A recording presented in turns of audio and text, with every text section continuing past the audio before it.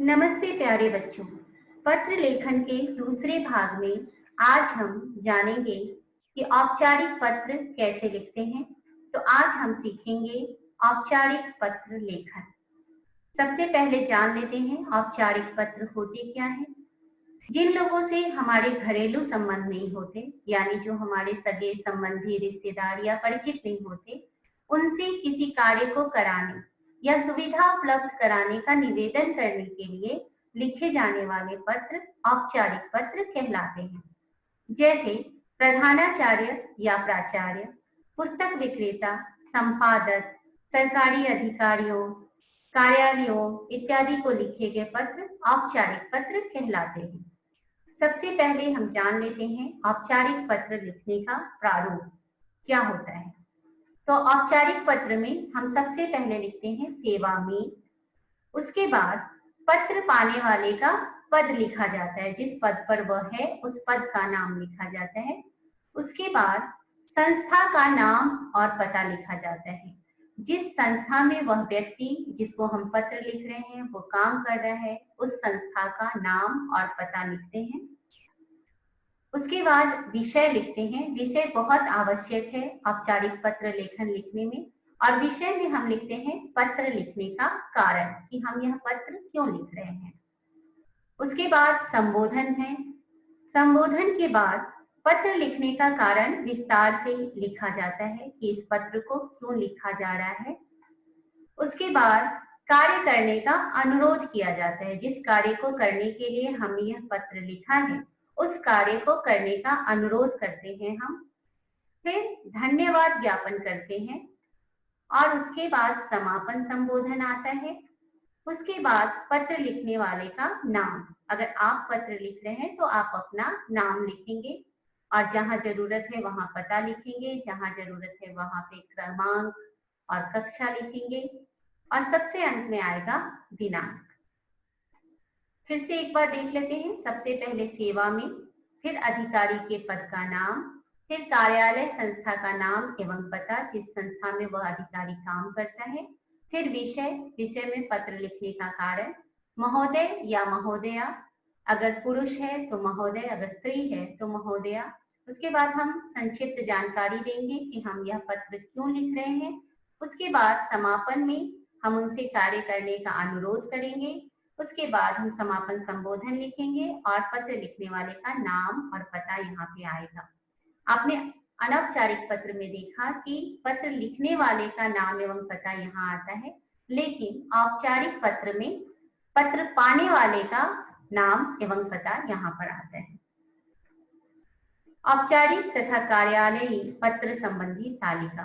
संबंध, अगर हम प्रधानाचार्य, प्रधानाचार्य, प्राचार्य या प्राचार्य को पत्र लिखते हैं तो हम संबोधन में लिखेंगे आदरणीय। अगर पुरुष है तो हम लिखेंगे महोदय और अगर स्त्री है तो हम लिखेंगे महोदया। और समापन हम करेंगे, अगर कोई लड़का पत्र लिख रहा है तो वो लिखेगा आपका आज्ञाकारी शिष्य। अगर लड़कियां लिख रही हैं तो वो लिखेंगे आपकी आज्ञाकारिणी शिष्या। फिर अपना नाम, कक्षा, अनुक्रमांक। अगर आप पुस्तक विक्रेता को पत्र लिख रहे हैं तो लिखेंगे महोदय या महोदया, फिर लिखेंगे आपका या आपकी, फिर नाम और पता। अगर आप संपादक को पत्र लिख रहे हैं तो आप फिर लिखेंगे महोदय या महोदया और भवदीय या भवदिया, या फिर आप निवेदक भी लिख सकते हैं। उसके बाद आप अपना नाम और पता लिखकर समापन करेंगे। एक उदाहरण है प्रधानाचार्य को छुट्टी के लिए आवेदन पत्र। सबसे पहले सेवा में, उसके बाद पद, पत्र पाने वाले का पद। यहाँ हमने प्रधानाचार्य को लिखा है तो प्रधानाचार्य महोदया।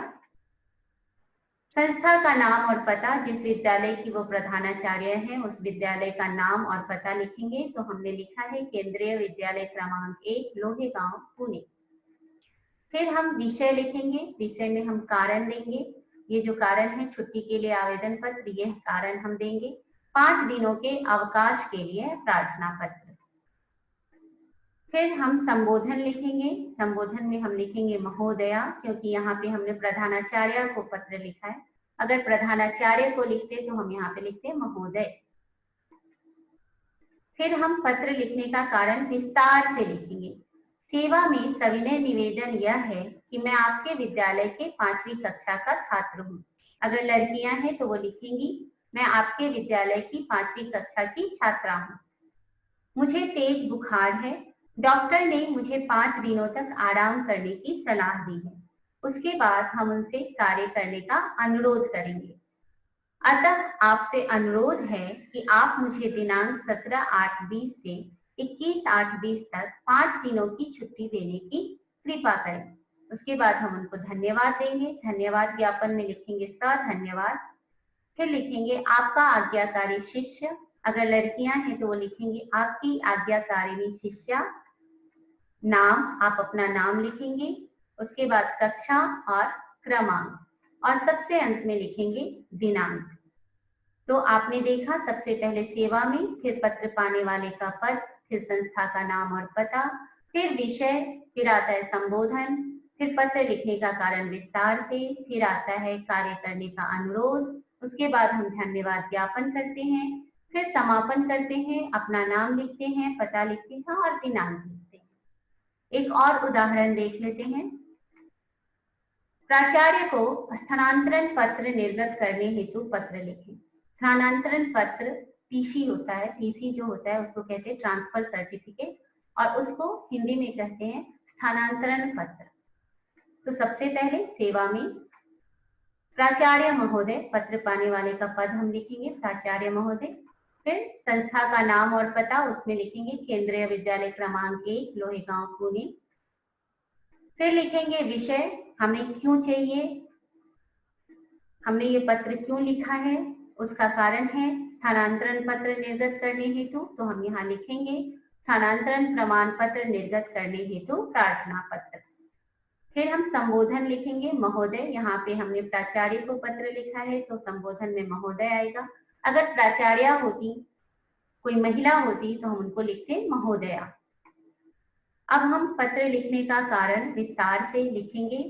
सेवा में सविनय निवेदन यह है कि मैं आपके विद्यालय की 5वीं कक्षा की छात्रा हूँ। अगर लड़के होंगे तो वो लिखेंगे मैं आपके विद्यालय के 5वीं कक्षा का छात्र हूँ। मेरे पिता का स्थानांतरण दिल्ली में हो गया है। हम लोग अपने पूरे परिवार के साथ दिल्ली जा रहे हैं। वहाँ के विद्यालय में प्रवेश के लिए मुझे स्थानांतरण प्रमाण पत्र की आवश्यकता है।